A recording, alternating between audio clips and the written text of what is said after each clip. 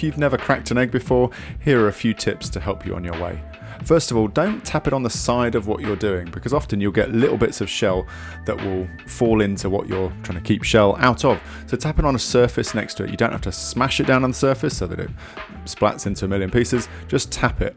The second thing is to push your thumbs in ever so slightly, but you're not pushing them all the way in. You're then just pushing them in enough so that you can pull them apart. Don't crush the egg, just pull apart at this point.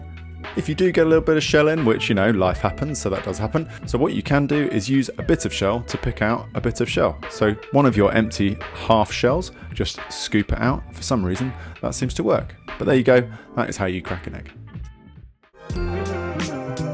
Don't forget there are plenty of tips like this throughout our book. All you need to do is find the tip that you want, get your phone, give it a scan, and that will take you right to where you need to go, or simply follow us for more tips just like this.